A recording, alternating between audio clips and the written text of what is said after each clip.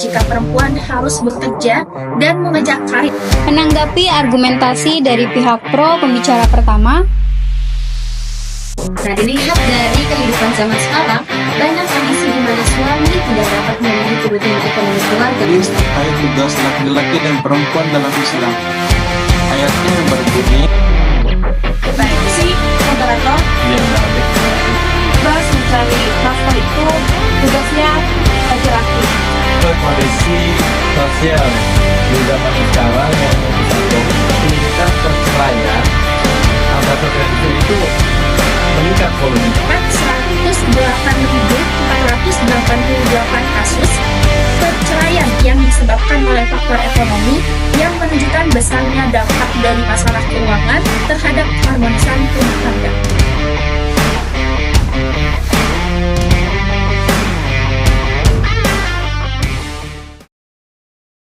Assalamualaikum warahmatullahi wabarakatuh. Selamat datang di sesi debat kali ini.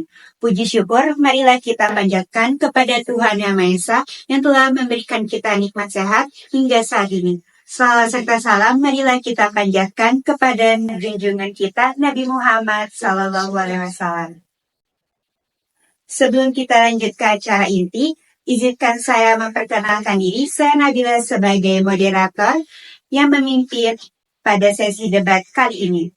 Di sebelah kanan saya ada tim pro dari kelompok 1. Yang pertama ada Lucy Mutiara sebagai pembicara pertama, lalu ada Zakia Azahra sebagai pembicara kedua, dan ada Abdul Hafiz sebagai pembicara ketiga.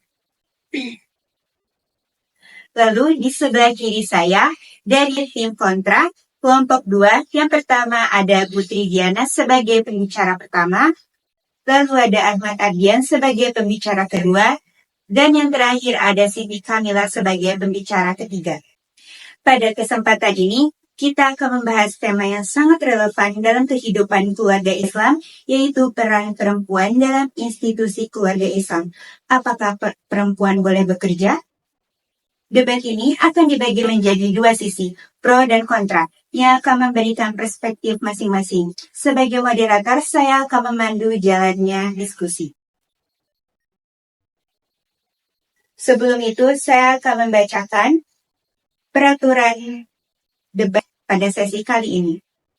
Yang pertama, aturan berbicara.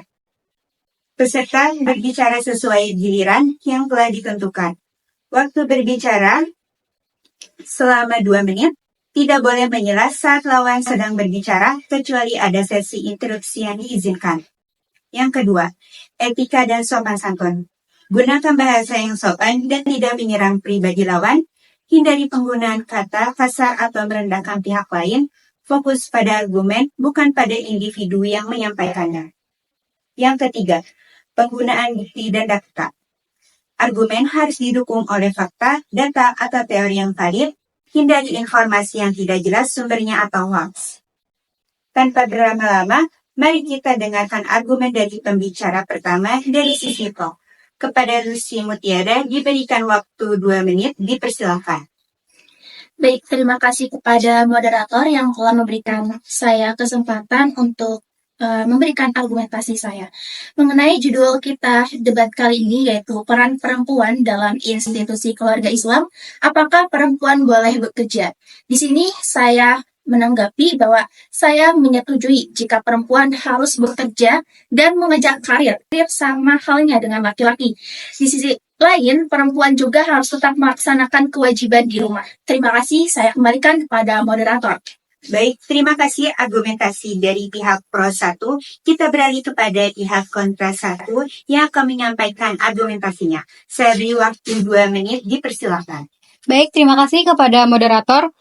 Menanggapi argumentasi dari pihak pro pembicara pertama, saya tidak menyetujui bahwa perempuan itu harus bekerja karena saya meyakini bahwa peran perempuan dalam institusi keluarga sangatlah vital dan prioritas utama mereka adalah mengasuh anak dan mengelola rumah tangga.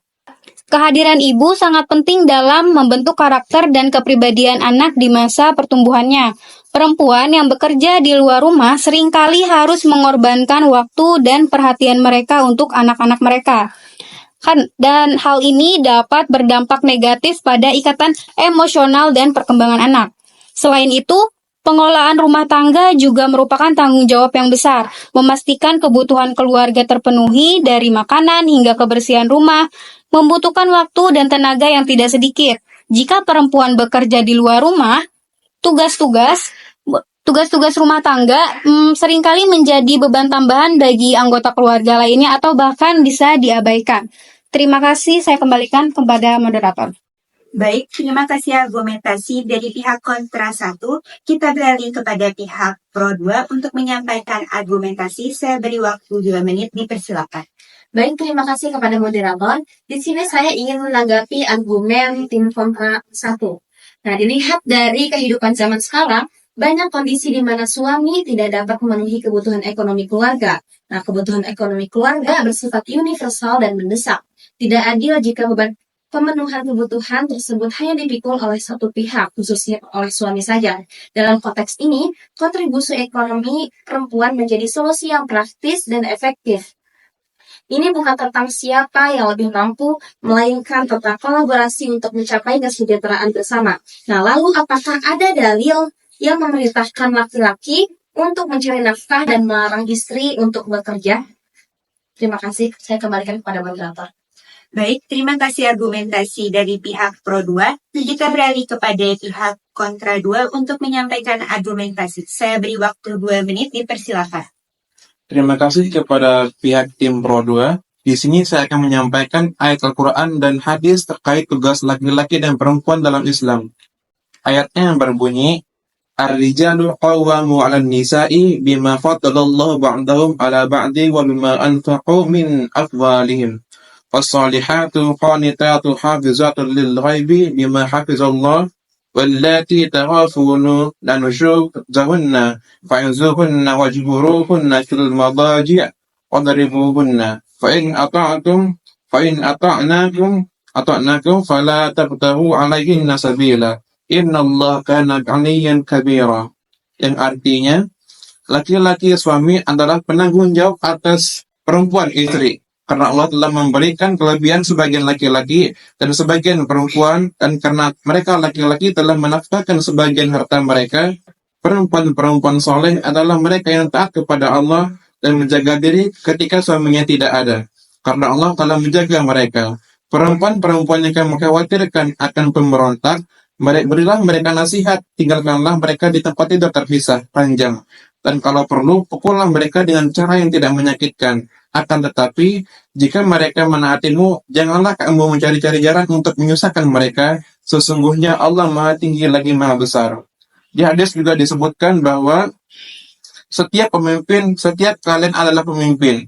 Dan setiap pemimpin akan dimintai pertanggungjawaban atas kepemimpinannya. Seorang suami adalah pemimpin atas keluarganya. Dan istri adalah pemimpin atas rumah tangganya. Hadis Bukhari Muslim.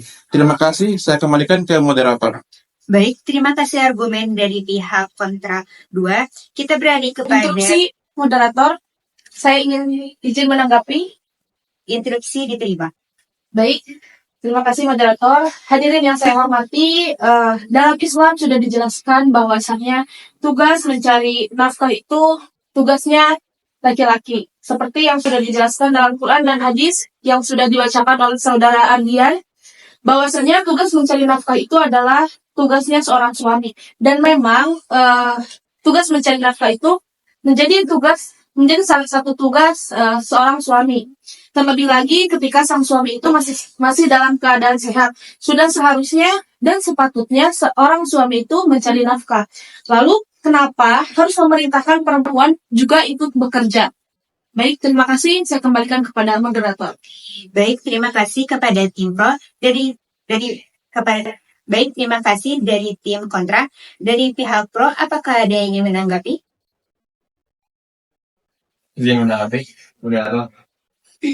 Ya, dengan melihat kondisi sosial di zaman sekarang yang sangat kompleks, yang dimana tingkat perceraian antara suami dan istri itu meningkat volumenya. Nah, kenapa saya mendukung argumen tentang istri diharuskan untuk bekerja? Karena terdapat dalam hadis dan ijma para ulama Yaitu hadis dalam riwayat Bukhari. Perempuan yang bekerja dengan izin suaminya akan mendapatkan pahala.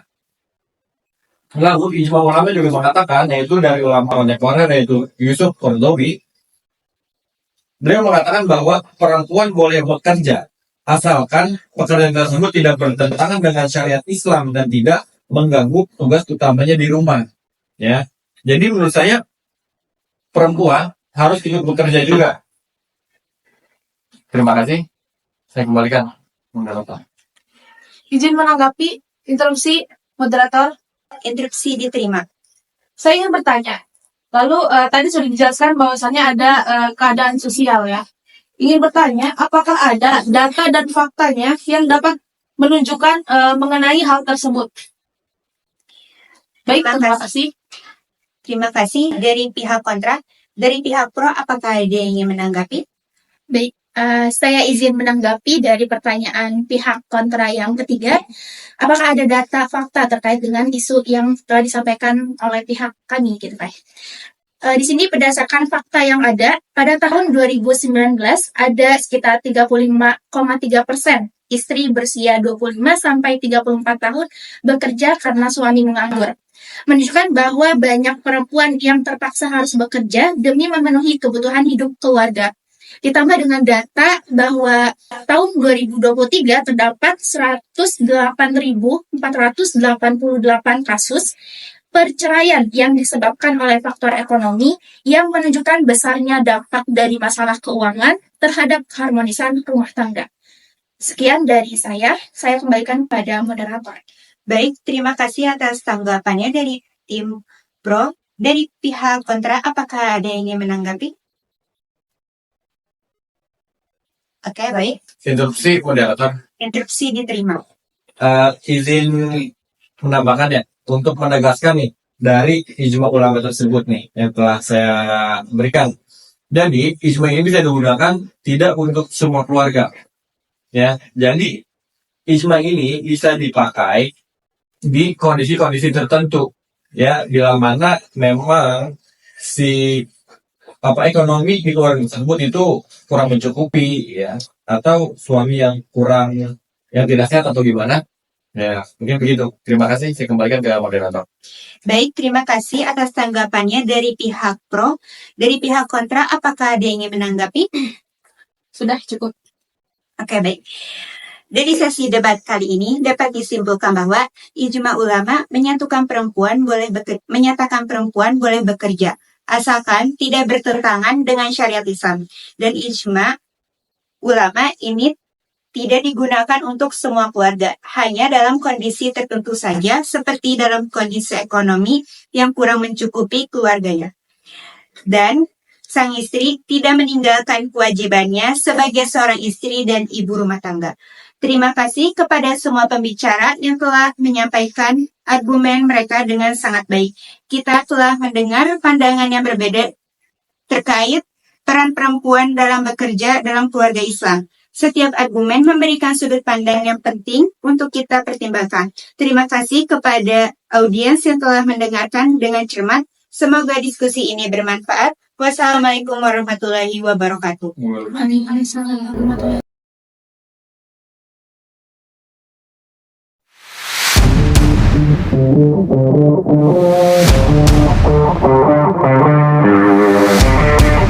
We'll be right back.